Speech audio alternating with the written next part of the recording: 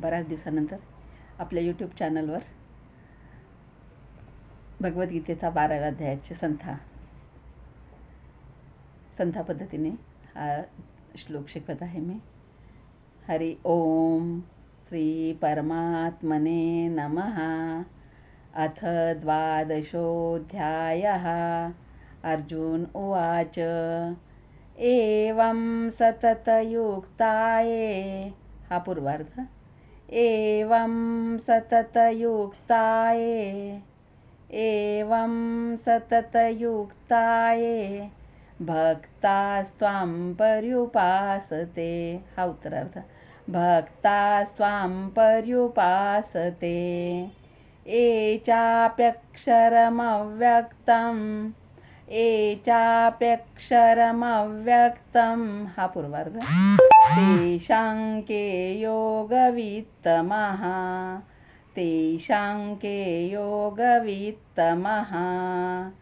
हा उत्तरार्ध. तेषां के योगवित्तमः. पूर्ण श्लोक.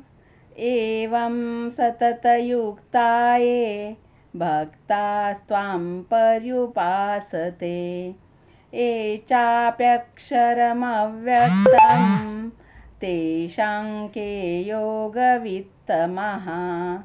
तर इथं बघा, ते शावर अनुस्वार आहे, तर आपण म आणि नचा उच्चार घेतो बऱ्याच वेळेला, तर त्याच्या पुढे क हा शब्द आहे, त्यामुळे त्या अनुस्वाराचा उच्चारामध्ये थोडासा कचा उच्चार आला पाहिजे.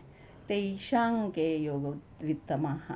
बरं, असा स्पष्ट शब्द जरी नाही आला ना तरी तेषां के योगवित्तमः असा आला पाहिजे. दुसरा श्लोक. श्री भगवान उवाच. पूर्वार्ध. मय्यावेश्य मनो एमान् नित्ययुक्ता उपासते. हा उत्तरार्थ. नित्ययुक्ता उपासते मय्यावेश्य मनो एमान् नित्ययुक्ता उपासते श्रद्धया परयोपेतास. अर्धस आणि हा पूर्वार्ध. श्रद्धया परयोपेतास ते मे युक्ततमा मतः. हा उत्तरार्ध. पूर्ण श्लोक. मय्यावेश्य मनो एमान् नित्ययुक्ता उपासते श्रद्धया परयोपेतास ते मे युक्ततमा मतः. तिसरा श्लोक. पूर्वार्ध. एत्वक्षरमनिर्देश्य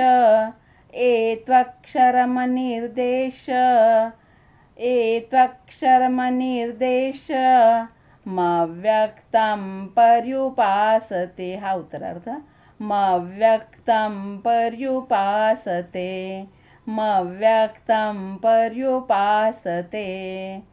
पूर्वार्ध. सर्वत्र गमचिन्त्यञ्च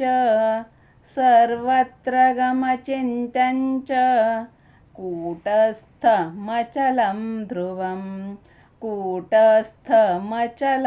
ध्रुवं. म लंगडा असल्यामुळे मचा उच्चार थोडासा घ्यायचा आहे. तर पूर्ण 3 श्लोक म्हणून दाखवते. ओम श्री परमात्मने नमः. अथ द्वादशोऽध्यायः. अर्जुन उवाच एवं सततयुक्ताये भक्तास्त्वां पर्युपासते ये चाप्यक्षरमव्यक्तं तेषां के योगवित्तमः. श्री भगवान उवाच मय्यावेश्य मनो एमान् नित्ययुक्ता उपासते श्रद्धया परयोपेतास ते मे युक्ततमा मतः. विसर्ग असल्यामुळे हाचा उच्चार पूर्ण आला पाहिजे. एत्वक्षरमनिर्देश्य मव्यक्तं पर्युपासते सर्वत्र गमचिन्त्यञ्च कूटस्थमचलं ध्रुवम्. राधे कृष्ण.